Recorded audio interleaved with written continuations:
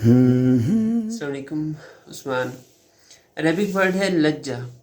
اس کا مطلب ہے سخت دشمنی کرنا، دشمنی میں مداومت کرنا، سخت جھگڑا کرنا. اگر یہ کام سے ریلیٹڈ ہو یعنی لجہ فی الامر تو ہم کہیں گے کہ باز رہنے سے انکار کرنا، کسی کام پر ڈٹے رہنا، اس کو اڑے رہنا، کسی کام پر اڑے رہنا اور اس کو کرتے جانا. اور یہ اسپیشلی برے کام سے ریلیٹ کر رہا ہوتا ہے، یعنی کسی برے کام میں لگنا اور پھر اس میں دور دراز تک چلے جانا، اس طرح کا مفہوم آتا ہے اس ورڈ میں.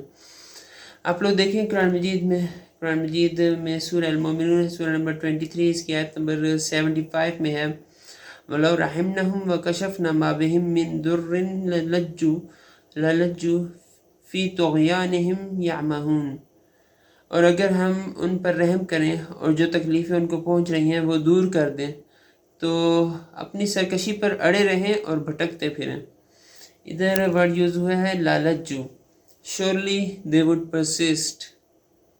تو یہ تھا ورڈ لجہ، اور پھر انشاءاللہ ملتے ہیں نیکسٹ ٹائم پہ. جزاکم اللہ خیر.